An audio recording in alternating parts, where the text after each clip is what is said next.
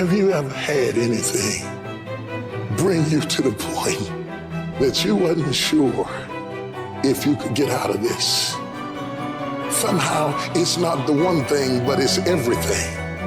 It's everything you went through all the years before, and to find out that the things are never going to stop coming at you, that finally brings you to the point that you say, you know what, I'm not sure I want to get up out of the bed in the morning if all I got to face is another fight. This is for those of you who are going through the fight. Those of you who are wondering, how can I keep going like this? Some of you have been through so much that you should have lost your mind. It's all right to fail as long as you fail forward. It's all right, but I need you to have heart, because there's some things you just can't get without perseverance. Don't think it's strange when things happen to you, because every man, every woman, every boy, every girl will go through a time where your faith will be tested. I know what it's like to barely hold on, to barely feel like you're breathing, to barely feel like you can come up for air. Look up. Look up and recognize that there is a way out. There is a path for you to take. And it's not an easy path. It takes courage and it's hard. But what is the other choice? What else can we do?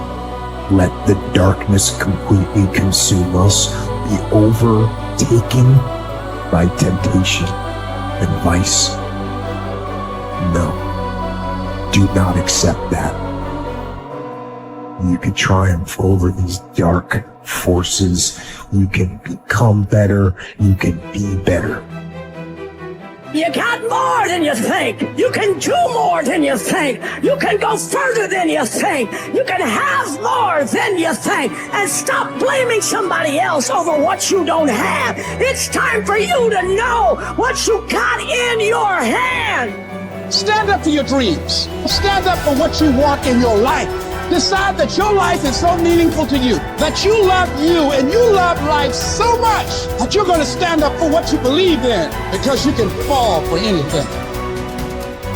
And so by being committed to everything that I started, I finished it. It built a certain type of spirit. It built a certain type of mentality. And so now I couldn't quit even if I wanted to. I couldn't stop even if I wanted to. I had too much sweat equity in my life and everything that I was doing.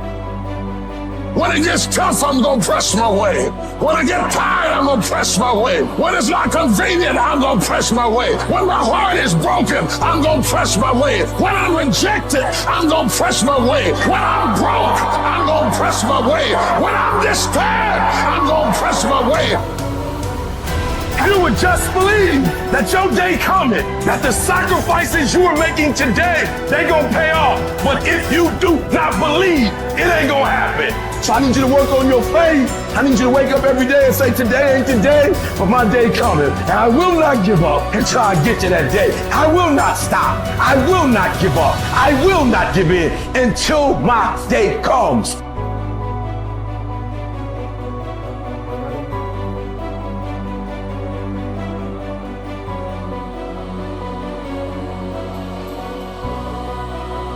This is another concept which has made its rounds in the world, that something else should motivate you to do what you're doing. If what you are doing is significant enough, you don't need any other thing to motivate you. If what you are doing is truly significant to life, why do you need another motivation to make that happen? If you really understand and experience that what you are doing is truly important for every life around you, you don't need a motivation. Life just goes on. See, does your heartbeat need a motivation to keep it going? I'm asking you. All the life processes is not asking for any motivation, isn't it? Monsoon is coming. Any motivation? No, it's coming year after year, because the natural process is going on. Simply like that. In you and me, life is on. What I'm telling you is, if you are doing something which is aligned with the fundamental life process of who you are, This can find a million expressions. It need not be just spiritual teaching. It can find a million expressions that what you are doing is aligned with your fundamental life process. Then you will not need anything to motivate you. Simply, as a part of life, it will just happen. How much you do simply depends on how much time you invested on upgrading yourself. The problem with the world right now is people are always trying to upgrade their activity. If you upgrade your activity without upgrading yourself, you are bound to break up somewhere. It's like you went on a Formula One track because you want to be on a fast track, and you went with your Maruti 800. Suppose you hit the right kind of speed. All the four wheels will go in four different directions. It won't hold up. If you want to be in that kind of speed and that kind of track, you must prepare the machine. Upgradation of this one is important. If you upgrade yourself, activity will simply happen. Many people around me, many times think I'm superhuman because of the activity that I perform. This is not about being superhuman. If you explore the possibilities of being human, if you explore the possibilities of the immensity of being human, you will realize you don't have to be a superhuman. Being human itself is super. So you will not need any external drive or some other inspiration. The very process of life will do it. It turns out 95% of who we are by our midlife is a set of memorized behaviors, unconscious habits, hardwired thoughts and attitudes, conditioned emotions that are so familiar to us that it doesn't even feel like fear, or it doesn't feel like sadness. It's just who we are. It usually takes crisis or trauma or disease or diagnosis or the lowest point in your life where you're knocked to your knees. And for that moment, you actually have a view of yourself outside of yourself. You can see yourself from a different state. The facade, the whole illusion is over. And that's when a person really begins to think about what they've been thinking about. They begin to notice how they speak or how they act. And I think they begin to pay attention to those feelings on a more regular and conscious basis. And the word meditation, I looked this up because when I started my journey, I'm very scientifically minded. The word meditation, the symbol means to become familiar with. So then the first step to change, if you wanted to create a new life, you have to change. To change your personal reality, you have to change your personality. And the first step is consciousness or becoming aware. So the moment you become conscious of your unconscious thoughts, the moment you become aware of your automatic reflexive habits and your emotional reactions, the moment you can become so conscious of those unconscious states of mind and body that you don't go unconscious again, so familiar with those states. And how many times do we have to forget or go unconscious till we no longer forget or go unconscious and we stay conscious?